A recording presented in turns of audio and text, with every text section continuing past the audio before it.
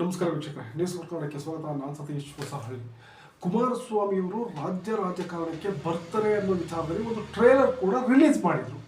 ಆ trailer release ಆಗಿ ಸ್ವಲ್ಪ ದಿವಸಕ್ಕೆ ಕುಮಾರಸ್ವಾಮಿಯವರು ರಾಜ್ಯ ರಾಜಕಾರಣಕ್ಕೆ ಮರಳತಕ್ಕಂಥ ಸೂಚನೆಯನ್ನು ಕೊಟ್ಟಿದ್ದಾರೆ. ಜೊತೆಗೆ ಬಿಜೆಪಿ ಹೈಕಮಾಂಡ್ ಕೂಡ, ಏನು ಸೆಂಟ್ರಲಲ್ಲಿ ಬಿಜೆಪಿ ಹೈಕಮಾಂಡ್ ಇದೆ, ಈ ಬಿಜೆಪಿ ಹೈಕಮಾಂಡ್ ಕೂಡ ಕುಮಾರಸ್ವಾಮಿಯನ್ನ ರಾಜ್ಯ ರಾಜಕಾರಣಕ್ಕೆ ಕಳಿಸ್ಕೊಡ್ಲಿಕ್ಕೆ ಉತ್ಸಾಹಕತೆಯನ್ನು ಹೊಂದಿದೆ.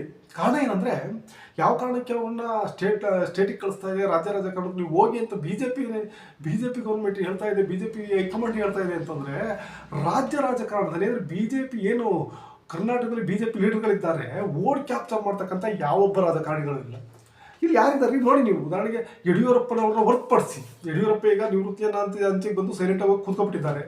ಈಗ ಏನು ರಾಜ್ಯದಲ್ಲಿ ಬಿಜೆಪಿ ನಾಯಕರುಗಳಿದ್ದಾರೆ, ಆ ಯಾವೊಬ್ಬ ನಾಯಕ ಓಟನ್ನು ಕ್ಯಾಪ್ಚರ್ ಮಾಡ್ತಕ್ಕಂಥ ತಾಕತ್ತಿದೆ ಅವ್ರಿಗೆ.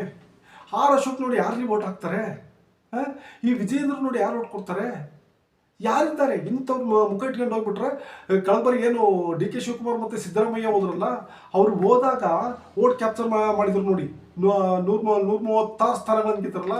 ಆ ರೀತಿ ಗೆಲುವನ್ನು ತಂದು ಕೊಡ್ತಕ್ಕಂಥ ಯಾವ ನಾಯಕ ಭಾರತೀಯ ಜನತಾ ಪಕ್ಷದಲ್ಲಿದ್ದಾನೆ? ಇದು ಗೊತ್ತಿರೋದ್ರಿಂದನೇ ಭಾರತೀಯ ಜನತಾ ಪಕ್ಷದ ಹೈಕಮಾಂಡ್ ಕುಮಾರಸ್ವಾಮಿ ಅವರನ್ನ ರಾಜ್ಯ ರಾಜಕಾರಣಕ್ಕೆ ಕಳಿಸುವಂತ ಯೋಜನೆಯನ್ನ ಮಾಡಿದೆ. ಜೊತೆಗೆ ಕುಮಾರಸ್ವಾಮಿ ಮತ್ತೆ ನಿಖಿಲ್ ಕುಮಾರಸ್ವಾಮಿಗೆ ಕ್ಷೇತ್ರವನ್ನು ಕೂಡ ಫೈನಲ್ ಮಾಡಿದ್ದಾರೆ ಅಂತ ಹೇಳಲಾಗ್ತಾ ಇದೆ. ಇದೇ ಕ್ಷೇತ್ರದನ್ನ ನಾವು ನಿಲ್ತೇವೆ ಅಂತೇಳಿ ಫೈನಲ್ ಮಾಡ್ಕೊಂಡೇ ಬಂದಿದ್ದಾರೆ ಕುಮಾರಸ್ವಾಮಿ. ಅವರಿಗೆ ಮತ್ತು ಅವ್ರ ಮಗನಿಗೆ ಕ್ಷೇತ್ರವನ್ನು ಫೈನಲ್ ಮಾಡ್ಕೊಂಡು ಕರ್ನಾಟಕ ರಾಜಕಾರಣಕ್ಕೆ ಎಂಟ್ರಿಯನ್ನು ಕೊಡ್ತಾ ಇದ್ದಾರೆ. ಹಾಗಾದ್ರೆ ಯಾವ ಕ್ಷೇತ್ರ, ಯಾವ ಕ್ಷೇತ್ರದಲ್ಲಿ ಕುಮಾರಸ್ವಾಮಿ ನಿಲ್ತಾರೆ? ನಿಖಿಲ್ ಕುಮಾರಸ್ವಾಮಿಗೆ ಯಾವ ಕ್ಷೇತ್ರವನ್ನು ಬಿಟ್ಕೊಡ್ತಾರೆ? ಜೊತೆಗೆ ಇನ್ನೊಂದೇನಂತಂದ್ರೆ, 100 ಕ್ಷೇತ್ರಗಳಲ್ಲಿ ಕುಮಾರಸ್ವಾಮಿ ಅವರು ಸ್ಪರ್ಧೆಯನ್ನ ಮಾಡಲಿಕ್ಕೆ ಇಂಗಿತವನ್ನು ವ್ಯಕ್ತಪಡಿಸಿದ್ದಾರೆ. ಅಂದ್ರೆ ಅವರ ಪಕ್ಷ JDS ಇದೆಯಲ್ಲ, JDSಗೆ 100 ಸ್ಥಾನಗಳನ್ನ ಬಿಟ್ಕೊಡ್ಬೇಕು, ಕಡೆ ಪಕ್ಷ 80ರಿಂದ 90 ಸ್ಥಾನಗಳನ್ನ ಬಿಟ್ಕೊಡ್ಬೇಕು ಅನ್ನೋ ವಿಚಾರವನ್ನ ಹೈಕಮಾಂಡ್ ಮುಂದಿಟ್ಟಿದ್ದಾರೆ. ಬಿಜೆಪಿ ಹೈಕಮಾಂಡ್ ಕೂಡ ಇದಕ್ಕೆ ಸಮ್ಮತಿಯನ್ನು ಸೂಚಿಸಿದೆ ಅನ್ನೋ ಮಾತುಗಳು ಕೇಳ್ಬರ್ತಾ ಇದೆ ವೀಕ್ಷಕರೇ.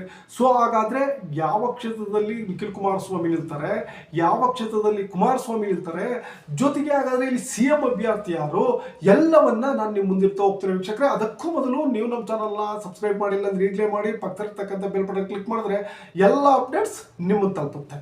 ಎಸ್ ವೀಕ್ಷಕರೇ, ಏನಂದ್ರೆ ಕುಮಾರಸ್ವಾಮಿ ರಾಜ್ಯ ರಾಜಕಾರಣಕ್ಕೆ ವಾಪಸ್ ಬರಲಿಕ್ಕೆ ಕಾರಣ ಏನು, ಮರಳಲಿಕ್ಕೆ ಕಾರಣ ಏನು ಅಂತಂದ್ರೆ, ಇದು ಕೊನೆ ಚುನಾವಣೆ ಕುಮಾರಸ್ವಾಮಿ. ಇದರಲ್ಲಿ ಕಾರಣ ಏನಂತಂದ್ರೆ, ಈ ಬಾರಿ ಏನಾದರೂ ಕುಮಾರಸ್ವಾಮಿ ಅಥವಾ JDS ಪಕ್ಷ ಈ ಕಳೆದ ಬಾರಿ ಹಾಗೆ 2023 ಹೀನಾಯ ಪ್ರದರ್ಶನವನ್ನು ತೋರಿಸಿದ್ದೆ ಆದರೆ JDS ಕತೆ ಕೊಲ್ಯಾಪ್ಸ್ ಆಗುತ್ತೆ, JDS ಕತೆ ಮುಗಿಯುತ್ತೆ. ಸೊ ಆ ಕಾರಣಕ್ಕೆ ಕುಮಾರಸ್ವಾಮಿ ಏನಾದರೂ ಮಾಡಿ ಈ ಬಾರಿ 40ರಿಂದ 50 ಸ್ಥಾನವನ್ನಾದರೂ ಗೆಲ್ಲೇಬೇಕು ಅನ್ನೋ ಗುರಿಯನ್ನು ಇಟ್ಕೊಂಡು ಹೈಕಮಾಂಡ್ ಮುಂದೆ ಮಾತುಕತೆಯನ್ನು ನಡೆಸಿದ್ದಾರೆ. ಅದೇ ಸಂದರ್ಭದಲ್ಲಿ ಬಂದಂಥ ಸಮೀಕ್ಷೆಗಳು, ಜೊತೆಗೆ ಸೆಂಟ್ರಲ್ ಇಂಟೆಲಿಜೆನ್ಸ್ ಏನಿದೆ, ಸೆಂಟ್ರಲ್ ಇಂಟೆಲಿಜೆನ್ಸಿಯ ರಿಪೋರ್ಟ್ ಪ್ರಕಾರ ಕರ್ನಾಟಕದಲ್ಲಿ 2028 ಚುನಾವಣೆಗೆ ಕುಮಾರಸ್ವಾಮಿ ಸರಿಯಾದ ರೀತಿಯಲ್ಲಿ ಸಂಘಟನೆಯನ್ನ ಮಾಡಿ ರಾಜ್ಯ ಸರ್ಕಾರವನ್ನು ಕಟ್ಟಾಕಿದ್ದೇ ಆದರೆ 60ರಿಂದ 70 ಸ್ಥಾನವನ್ನು JDS ಗೆಲ್ಲುತ್ತೆ ಅನ್ನೋ ರಿಪೋರ್ಟ್ ಅನ್ನು ಕೊಟ್ಟಿದೆ ಅಂತ ಹೇಳಲಾಗ್ತಾ ಇದೆ. 60ರಿಂದ 70 ಸ್ಥಾನಗಳನ್ನ JDS ಗೆಲ್ಲಲಿಕ್ಕೆ ಅವಕಾಶ ಇದೆ ಅನ್ನೋ ರಿಪೋರ್ಟ್ ಅನ್ನ ಸೆಂಟ್ರಲ್ ಇಂಟೆಲಿಜೆನ್ಸಿ ಕೊಟ್ಟಿದೆ ಅಂತ ಹೇಳಲಾಗ್ತಾ ಇದೆ ವೀಕ್ಷಕರೇ. ಸೊ ಆ ಇಂಟೆಲಿಜೆನ್ಸಿ ರಿಪೋರ್ಟ್ ಯಾವ ಕೈಗೆ ಸಿಕ್ತೋ ನೇರವಾಗಿ ಕುಮಾರಸ್ವಾಮಿ ಅವರು ರಾಜ್ಯ ರಾಜಕಾರಣಕ್ಕೆ ಹಿಂದಿರುಗುವಂತ ಒಂದು ಇಂಗಿತವನ್ನ ವ್ಯಕ್ತಪಡಿಸಿದ್ದಾರೆ. ಸೊ ಇದಕ್ಕೆ ಬಿಜೆಪಿ ಹೈಕಮಾಂಡ್ ಕೂಡ ಒಪ್ಪಿಕೊಂಡಿದೆ. ಜೊತೆಗೆ ಕುಮಾರಸ್ವಾಮಿಯನ್ನ CM ಅಭ್ಯರ್ಥಿ ಅಂತ ಘೋಷಿಸಿದ್ದೆ ಆದರೆ ಕರ್ನಾಟಕದಲ್ಲಿ JDS ಮತ್ತೆ ಬಿಜೆಪಿ ಬಂಪರ್ ಫಸಲನ್ನು ತೆಗಿಬಹುದು, ಬಂಪರ್ ಬೆಳೆಯನ್ನ ಬೆಳಿಬಹುದು ಅಂತ ಹೇಳಲಾಗ್ತಾ ಇದೆ. ಸೊ ಆ ಕಾರಣಕ್ಕೆ ಕುಮಾರಸ್ವಾಮಿಯನ್ನ ರಾಜ್ಯ ರಾಜಕಾರಣಕ್ಕೆ ವಾಪಸ್ ಕಳ್ಸಕ್ಕೆ ಒಪ್ಪಿಕೊಂಡಿದೆ ಬಿಜೆಪಿ ಹೈಕಮಾಂಡ್. ಜೊತೆಗೆ ಇನ್ನೊಂದೇನು ನೋಡಿ, ಏನಂದ್ರೆ 100 ಕ್ಷೇತ್ರವನ್ನ ಕುಮಾರಸ್ವಾಮಿ ಅವರು ಕೇಳ್ತಾ ಇದ್ದಾರೆ. ಸೊ 100 ಕ್ಷೇತ್ರದಲ್ಲಿ ಮಿನಿಮಮ್ 80ರಿಂದ 90 ಕ್ಷೇತ್ರವನ್ನ ಬಿಜೆಪಿ ಹೈಕಮಾಂಡ್ ಬಿಟ್ಕೊಡ್ಲಿಕ್ಕೆ ಒಪ್ಕೊಂಡಿದೆ ಬಿಟ್ಕೊಡ್ಲಿಕ್ಕೆ. ಆ ಕಾರಣಕ್ಕೆ ರಾಜ್ಯ ರಾಜಕಾರಣಕ್ಕೆ ಎಂಟ್ರಿ ಕೊಟ್ಟಿರ್ತಕ್ಕಂಥ ಕುಮಾರಸ್ವಾಮಿ ಅವರು ಯುಗಾದಿಯ ನಂತರ ಆ ಎಲ್ಲ ಕ್ಷೇತ್ರಗಳಲ್ಲಿ 100 ಕ್ಷೇತ್ರಗಳಲ್ಲಿ ಸಂಚಾರವನ್ನ ಮಾಡಲಿಕ್ಕೆ ತಯಾರಿಯನ್ನು ನಡೆಸ್ತಾ ಇದ್ದಾರೆ. ಕೇವಲ ಸಂಚಾರ ಅಲ್ಲ, ಹೋಗ್ಬಿಟ್ಟು ನೋಡ್ಕೊಂಡು ಬಂದ್ಬಿಡೋದಲ್ಲ. ಸಂಚಾರ ಮಾಡ್ಕೊಂಡು ಬರ್ತಾರೆ ಅಂದ್ರೆ ಆ ಕ್ಷೇತ್ರದಲ್ಲಿ ಹೋಗಿ ಅವರು ಪಾದಯಾತ್ರೆಯನ್ನ ಮಾಡುವಂತ ತಯಾರಿಯನ್ನು ನಡೆಸ್ತಾ ಇದ್ದಾರೆ. JDS ಇಂದ ಪಾದಯಾತ್ರೆ ಕುಮಾರಸ್ವಾಮಿ ಅವರು, ಏನು ಕುಮಾರಸ್ವಾಮಿ ಹೆಲ್ತ್ ಸರಿ ಇಲ್ಲ, ಅದು ಸರಿ ಇಲ್ಲ ಅಂತ ಹೇಳ್ತಿದ್ರಲ್ಲ, ಅವರೆಲ್ಲರಿಗೂ ಕೂಡ ಉತ್ತರವನ್ನು ಕೊಡುವ ರೀತಿಯಲ್ಲಿ ಪಾದಯಾತ್ರೆಯನ್ನು ಮಾಡ್ತಕ್ಕಂಥ ಯೋಚನೆಯನ್ನು ಕುಮಾರಸ್ವಾಮಿಯವರು ಮಾಡಿದ್ದಾರೆ ಅಂತ ಹೇಳಲಾಗ್ತಿದೆ ವೀಕ್ಷಕರೇ. ಸೊ ಪ್ರತಿ ಕ್ಷೇತ್ರದಲ್ಲಿ ಅಂದರೆ ಏನು ಇವರು ಗೆಲುವಿನ ಟಾರ್ಗೆಟ್ ಇಟ್ಕೊಂಡಿರಲ್ಲ, 100 ಕ್ಷೇತ್ರದಲ್ಲಿ ಇವರು ಸಂಚರಿಸಿದ್ರು ಕೂಡ ಇವ್ರು ಏನು ಗೆದ್ದೇ ಗೆಲ್ತೀವಿ, ಗೆಲ್ಲಬಹುದು, ಗೆಲ್ಲಿಕ್ಕೆ ಸಾಧ್ಯ ಇದೆ, ಚಾನ್ಸ್ ಇದೆ, ಅವಕಾಶ ಇದೆ ಅನ್ನೋ ಕ್ಷೇತ್ರಗಳಿದ್ದಾವಲ್ಲ, ಆ ಕ್ಷೇತ್ರಗಳಲ್ಲಿ 60ರಿಂದ 70 ಕ್ಷೇತ್ರಗಳಲ್ಲಿ ಪ್ರತಿ ಕ್ಷೇತ್ರದಲ್ಲಿ 50ರಿಂದ 60 ಕಿಲೋಮೀಟರ್ ಪಾದಯಾತ್ರೆಯನ್ನು ಮಾಡ್ತಕ್ಕಂಥದ್ದು, 60ರಿಂದ 70 ಅಭ್ಯರ್ಥಿಗಳನ್ನು ಈಗಲೇ ಘೋಷಣೆಯನ್ನು ಮಾಡ್ತಕ್ಕಂಥದ್ದು.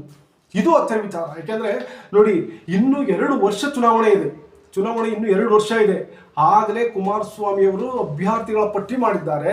ಅಭ್ಯರ್ಥಿಗಳ ಪಟ್ಟಿಯನ್ನು ರಿಲೀಸ್ ಮಾಡ್ತಕ್ಕಂಥ, ಅಭ್ಯರ್ಥಿಗಳನ್ನ ಘೋಷಣೆ ಮಾಡ್ತಕ್ಕಂಥ, ನೀವೇ ನೆಕ್ಸ್ಟ್ ಕ್ಯಾಂಡಿಡೇಟ್, ಇಲ್ಲಿ ನೀವೇ ಮುಂದಿನ MLA ಅಭ್ಯರ್ಥಿ, ನೀವು ಇವತ್ತಿನಿಂದಲೇ ಕೆಲಸವನ್ನು ಮಾಡ್ಕೊಳ್ಳಿ ಅಂತ ಅವರಿಗೆ ಅಶೂರ್ ಮಾಡ್ತಕ್ಕಂಥ ಕೆಲಸವನ್ನು ಕುಮಾರಸ್ವಾಮಿ ಅವರು ಮಾಡ್ತಾರೆ ಅಂತ ಹೇಳಲಾಗ್ತದೆ. ಸೊ ಇದೆಲ್ಲದರ ನಡುವೆ ಕುಮಾರಸ್ವಾಮಿ ಎಲ್ಲಿ ನಿಲ್ತಾರೆ? ಹಾಗಾದರೆ ಕುಮಾರಸ್ವಾಮಿ ಕ್ಷೇತ್ರ ಬೇಕಲ್ಲ. ಈಗ ಅವರು ಮಂಡ್ಯದಲ್ಲಿ MP ಆಗಿದ್ದಾರೆ, ರಾಮನಗರದಲ್ಲಿ ಇರ್ತಾರೋ, ಚನ್ನಪಟ್ಟಣದಲ್ಲಿ ಇರ್ತಾರೆ, ಎಲ್ಲಿ ನಿಲ್ತಾರೆ? ನಿಖಿಲ್ ಕುಮಾರಸ್ವಾಮಿ ಎಲ್ಲಿ ಸ್ಪರ್ಧೆಯನ್ನು ಮಾಡ್ತಾರೆ? ಅದಕ್ಕೂ ಕೂಡ ಅವರು ರೆಡಿಯಾಗಿ ಬಂದಿದ್ದಾರೆ. ಈ ಬಾರಿ ಕುಮಾರಸ್ವಾಮಿ ಹಾಸನಕ್ಕೆ ಬರ್ತಾರೆ. ಹಾಸನದಿಂದ ಕುಮಾರಸ್ವಾಮಿ ಸ್ಪರ್ಧೆಯನ್ನು ಮಾಡ್ತಾರೆ. ಕಾರಣ ಏನಂದ್ರೆ, ಹಾಸನಕ್ಕೆ ಯಾಕೆ ಬರ್ತಿದ್ದಾರೆ ಅಂದರೆ ಬೇರೆ ವಿಚಾರಕ್ಕಲ್ಲ, ಇನ್ನೆಲ್ಲೋ ನಿಂತರೆ ಗೆಲ್ಲಲ್ಲ ಅಥವಾ ಮತ್ತೊಂದು ಅನ್ನೋ ವಿಚಾರಕ್ಕಲ್ಲ, ಅಥವಾ ರಾಮನಗರದಲ್ಲಿ ಗೆಲ್ಲಕ್ಕಾಗಲ್ಲ, ರಾಮನಗರದಲ್ಲಿ ಸ್ಪರ್ಧೆಯನ್ನು ಮಾಡಿದರೆ ಅಂತಲ್ಲ. ಬದಲಾಗಿ ಹಾಸನದಲ್ಲಿ ಗ್ರಾಫ್ ಕುಸಿತಾ ಇದೆ, JDS ಪಾತಾಳಕ್ಕೆ ಬಿದ್ದಿದೆ ಹಾಸನದಲ್ಲಿ. ಕಾರಣ ಏನಂದರೆ ಪ್ರಜ್ವಲ್ ರೇವಣ್ಣನ ಪ್ರಕರಣದಿಂದ. ಸೊ ಅದಕ್ಕೆ ಮುಕ್ತಿಯನ್ನು ಪಡಿಸ್ಬೇಕು ಅಂದರೆ ಈಗ ಹಾಸನಕ್ಕೆ ಕುಮಾರಸ್ವಾಮಿಯ ಅಗತ್ಯ ಇದೆ, ಹಾಸನ JDSಗೆ ಕುಮಾರಸ್ವಾಮಿ ಅಂತ ನಾಯಕರ ಅಗತ್ಯ ಇದೆ. ಸೊ ಆ ಕಾರಣಕ್ಕೆ ಕುಮಾರಸ್ವಾಮಿ ಅವರು ಹಾಸನದಿಂದ ಸ್ಪರ್ಧೆಯನ್ನು ಮಾಡ್ತಾರೆ ಅಂತ ಹೇಳಲಾಗ್ತಾ ಇದೆ. ಕುಮಾರಸ್ವಾಮಿ ಹಾಸನದಿಂದ ಸ್ಪರ್ಧೆಯನ್ನು ಮಾಡಿದರೆ ನಿಖಿಲ್ ಕುಮಾರಸ್ವಾಮಿ ಅವ್ರನ್ನ ಮಂಡ್ಯ ವಿಧಾನಸಭಾ ಕ್ಷೇತ್ರದಿಂದ ಸ್ಪರ್ಧೆಯನ್ನು ಮಾಡಲಿಕ್ಕೆ ಅವಕಾಶವನ್ನು ಮಾಡಿಕೊಡ್ತಾರೆ ಅಂತ ಹೇಳಲಾಗ್ತಾ ಇದೆ. ಇದು ಹೈಕಮಾಂಡ್ ಕೂಡ ಒಪ್ಪಿದೆ, BJP ಹೈಕಮಾಂಡ್ ಕೂಡ ಈ ಕ್ಷೇತ್ರ ಫೈನಲ್ ಆಗಿರೋದಕ್ಕೆ ಒಪ್ಪಿಗೆಯನ್ನು ಕೊಟ್ಟಿದೆ ಅಂತ ಹೇಳಲಾಗ್ತಾ ಇದೆ. ಸೊ ಏನೀಗ ಹಾಸನಕ್ಕೆ ಕುಮಾರಸ್ವಾಮಿ ಬಂದಿದ್ದೇ ಆದರೆ ಒಂದು ಕಡೆ ಈಗ ಹಾಸನದಲ್ಲಿ ಶಿವಲಿಂಗೇಗೌಡರು, ಮತ್ತೊಂದು ಕಡೆ ಪ್ರೀತಮ್ ಗೌಡರು, ಮತ್ತೊಂದು ಕಡೆ B ಶಿವರಾಮು, ಒಂದು ಕಡೆ ಶ್ರೇಯಸ್ ಪಟೇಲ್, ಇವರೆಲ್ಲರೂ ಒಂದಾಗಿ JDS ಕಥೆಯನ್ನು ಮುಗಿಸ್ಬೇಕು ಅಂತ ಏನು ಯೋಚನೆಯನ್ನು ಮಾಡ್ತಿದ್ದಾರೆ. ಅವರೆಲ್ಲರಿಗೂ ಒಂದು ರೀತಿ ಕೌಂಟರ್ ಕೊಟ್ಟಾಗೆ ಕುಮಾರಸ್ವಾಮಿ ಸ್ಪರ್ಧೆಯನ್ನು ಮಾಡಿದರೆ ಬದಲಾವಣೆ ಆಗುತ್ತೆ. ಅದನ್ನ ಏನಂದರೆ, ಈಗ ರೇವಣ್ಣ ಸ್ಪರ್ಧೆಯನ್ನು ಮಾಡೋದಕ್ಕೂ, ರೇವಣ್ಣನ ಲೀಡರ್ಶಿಪ್ಪಲ್ಲಿ ಚುನಾವಣೆ ಹೋಗೋದಕ್ಕೂ, ಕುಮಾರಸ್ವಾಮಿ ಲೀಡರ್ಶಿಪ್ಪಲ್ಲಿ ಚುನಾವಣೆ ಹೋಗೋದಕ್ಕೂ ತುಂಬ ವ್ಯತ್ಯಾಸ ಇದೆ.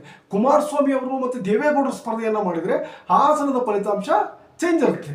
ಅದೇ ಅವರು ಸ್ಪರ್ಧೆ ಮಾಡಿದ್ರೆ, ರೇವಣ್ಣನ ನಾಯಕತ್ವದಲ್ಲಿ ಹಾಸನದಲ್ಲಿ ಚುನಾವಣೆ ನಡೆದರೆ, ಹಾಸನ ಜಿಲ್ಲೆಯೊಳಗೆ ಚುನಾವಣೆ ನಡೆದರೆ ಹಾಗಾದ್ರೆ ಫಲಿತಾಂಶ ಬೇರೆ ಇರುತ್ತೆ. ಸೊ ಹಾಗಾಗಿ ಹಾಸನವನ್ನು ಸಂಪೂರ್ಣವಾಗಿ ಗೆಲ್ಲಿಸ್ಕೋಬೇಕು ಅಂತಾರೆ ಕುಮಾರಸ್ವಾಮಿ ಹಾಸನದಿಂದ ಸ್ಪರ್ಧೆ ಮಾಡಬೇಕು ಅನ್ನೋ ವಿಚಾರ ಈಗ ಎಲ್ಲೆಡೆ ಕೇಳಿ ಬರ್ತಾ ಇದೆ. ಸೊ ಹಾಗಾಗಿ ಕುಮಾರಸ್ವಾಮಿ ಅವರೇ ನೇರವಾಗಿ ಹಾಸನದಿಂದ ಸ್ಪರ್ಧೆಯನ್ನು ಮಾಡ್ತಾರೆ ಅಂತ ಹೇಳಲಾಗ್ತದೆ ವೀಕ್ಷಕರೇ. ಇದೆಲ್ಲದರ ಜೊತೆಗೆ ಇನ್ನೊಂದೇನೆಂದರೆ, ನಿಖಿಲ್ ಕುಮಾರಸ್ವಾಮಿ ಅವರು ಮಂಡ್ಯದಿಂದ ಸ್ಪರ್ಧೆಯನ್ನು ಮಾಡ್ತಕ್ಕಂಥದ್ದು, ಮಂಡ್ಯದಿಂದ ಸ್ಪರ್ಧೆಯನ್ನು. ಯಾಕೆಂದರೆ ಈಗ BJP ಮತ್ತು JDS ಒಟ್ಟಾಗಿ ಸ್ಪರ್ಧೆಯನ್ನು ಮಾಡಿದರೆ, ಎರಡೂ ಪಕ್ಷಗಳು ಕೂಡ ಒಟ್ಟಾಗಿ ಸ್ಪರ್ಧೆಗಿಳಿದಿದ್ದೇ ಆದರೆ, ಯಾವುದೇ ವಿವಾದ ಇಲ್ಲದೆ ಒಬ್ಬರ ಕಾಲನ ಒಬ್ಬರ ಇಳಿದೆ ಸ್ಪರ್ಧೆಯನ್ನು ಮಾಡಿದರೆ BJP ಮತ್ತು JDS 130ರಿಂದ 140 ಸ್ಥಾನಗಳನ್ನು ಗೆಲ್ತಾರೆ ಅನ್ನೋ ಮಾತುಗಳಿದೆ ವೀಕ್ಷಕರೇ. ಸೊ ಒಟ್ಟಾರೆಯಾಗಿ 130ರಿಂದ 140 ಸ್ಥಾನವನ್ನು ಗೆಲ್ತಾರೆ ಅಂತ. ಅದರಲ್ಲಿ JDS 100 ಕ್ಷೇತ್ರಗಳಲ್ಲಿ 90ರಲ್ಲಿ ಸ್ಪರ್ಧೆಯನ್ನು ಮಾಡುತ್ತೆ. ಮಿನಿಮಮ್ 90 ಕ್ಷೇತ್ರವನ್ನು ಕೊಡಲೇಬೇಕು ಅಂತ ಹೇಳಿದ್ರೆ 90ರಲ್ಲಿ ಸ್ಪರ್ಧೆಯನ್ನು ಮಾಡಿದರೆ 60ರಿಂದ 70 ಸ್ಥಾನಗಳನ್ನು ಟಾರ್ಗೆಟ್ ಮಾಡ್ಕೊಂಡಿದ್ದಾರೆ ಕುಮಾರಸ್ವಾಮಿ. ಟಾರ್ಗೆಟ್, ನಾನು 60ರಿಂದ 70 ಗೆಲ್ಲೇಬೇಕು ಅಂತ. ಯಾಕೆಂದರೆ ಡೂ ಆರ್ ಡೈ, ಇದನ್ನು ಬಿಟ್ಟರೆ ಕುಮಾರಸ್ವಾಮಿ ಮತ್ತೆ ಅವಕಾಶ ಇಲ್ಲ. ಇರ್ತಕ್ಕಂಥ ಏಕೈಕ ಅವಕಾಶ ರಾಜಕಾರಣದಲ್ಲಿ JDS ಪಕ್ಷವನ್ನು ಉಳಿಸ್ಕೋಬೇಕು ಅಂದರೆ, JDS ಮುಂದಕ್ಕೆ ಹೋಗಬೇಕು ಅನ್ನೋದಾದರೆ ಇದು ಕಡೆಯ ಅವಕಾಶ. ಸೊ ಹಾಗಾಗಿ ಕುಮಾರಸ್ವಾಮಿಯವರು 60ರಿಂದ 70 ಕ್ಷೇತ್ರಗಳಲ್ಲಿ ಚುನಾವಣೆಯನ್ನು ಗೆಲ್ಲೇಬೇಕು ಅನ್ನೋ ಒಂದು ತೀರ್ಮಾನಕ್ಕೆ ಬಂದಿದ್ದಾರೆ. ಸೊ ಅದೇ ಪ್ರಕಾರ 2 ವರ್ಷ ಮೊದಲೇ, ಅಂದರೆ ಚುನಾವಣೆ 2028ರಲ್ಲಿದ್ದರು, ಇವತ್ತಿಂದಲೇ ಸಂಘಟನೆಗೆ ಇಳಿತಿದ್ದಾರೆ ಅಂತ ಹೇಳಲಾಗ್ತಾ ಇದೆ. ಬಹುತೇಕ ರ್ಯಾಲಿಗಳು ಮತ್ತು ಏನು ಪಾದಯಾತ್ರೆಗಳು ಯುಗಾದಿಯ ನಂತರ ಆರಂಭ ಆಗ್ತವೆ. ಪ್ರತಿ ಕ್ಷೇತ್ರಗಳಲ್ಲೂ 60ರಿಂದ 70 ಕಿಲೋಮೀಟರ್ನ ನಡೆಯುವ ಮುಖಾಂತರ ಕುಮಾರಸ್ವಾಮಿ ಸಂಘಟನೆಗೆ ಮುಂದಾಗ್ತಾ ಇದ್ದಾರೆ ಅಂತ ಹೇಳಲಾಗ್ತದೆ ವೀಕ್ಷಕರೇ. ಜೊತೆಗೆ ಇನ್ನೊಂದೇನಂತಂದರೆ, ಇಲ್ಲಿ CM ಅಭ್ಯರ್ಥಿ ಯಾರು, ಅದು ಇಂಪಾರ್ಟೆಂಟ್ ಅಲ್ವಾ? ಯಾರು CM ಅಭ್ಯರ್ಥಿ ಆಗ್ತಾರೆ?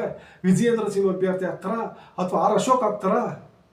ಖಂಡಿತ ಇವರು ಯಾರು ಅಲ್ಲ, ಕುಮಾರಸ್ವಾಮಿ ಅವ್ರನ್ನೇ ಈ ಒಂದು JDS ಮತ್ತು BJP ಎರಡರ ಜಂಟಿ ಅಭ್ಯರ್ಥಿಯಾಗಿ ಕುಮಾರಸ್ವಾಮಿ ಅವ್ರನ್ನ CM ಅಭ್ಯರ್ಥಿ ಅಂತ ಘೋಷಣೆ ಮಾಡುತ್ತೆ BJP ಅಂತ ಹೇಳಲಾಗ್ತಾ ಇದೆ. ಕಾರಣ ಏನಂದರೆ, ಕುಮಾರಸ್ವಾಮಿಯನ್ನು ಬಿಟ್ಟರೆ BJPಯಲ್ಲಿ ಮತ್ತಾರು ಕೂಡ ವೋಟ್ ಕ್ಯಾಪ್ಚರ್ ಮಾಡ್ತಕ್ಕಂಥ ಫೇಸ್ಗಳಿಲ್ಲ. ಕುಮಾರಸ್ವಾಮಿಗಿರೋಷ್ಟು ಜನಪ್ರಿಯತೆ ಆಗಲಿ ಅಥವಾ ಒಂದು ವೋಟ್ ಕ್ಯಾಪ್ಚರ್ ಮಾಡುವಷ್ಟು ತಾಕತ್ತಾಗಲಿ ಇವರಿಗಿಲ್ಲ, BJP ಇರ್ತಕ್ಕಂಥ ಲೀಡರ್ಗಳಿಗಿಲ್ಲ. ಸೊ ಹಾಗಾಗಿ ಕುಮಾರಸ್ವಾಮಿಯ ಮುಂದಿನ CM ಅಭ್ಯರ್ಥಿ ಅಂತ ಹೇಳಲಾಗ್ತದೆ ವೀಕ್ಷಕರೇ. ಸೊ ಇದಕ್ಕೆ ಸಂಬಂಧಪಟ್ಟಂತೆ ನಿಮ್ಮ ಅನಿಸಿಕೆ ಅಭಿಪ್ರಾಯಗಳನ್ನು ಕಮೆಂಟ್ ತಿಳಿಸಿ. ವಿಡಿಯೋ ಇಷ್ಟ ಲೈಕ್ ಮಾಡಿ, ಶೇರ್ ಮಾಡಿ, ತಪ್ಪದೆ ಚಾನಲ್ ಸಬ್ಸ್ಕ್ರೈಬ್ ಮಾಡಿ. Thank you.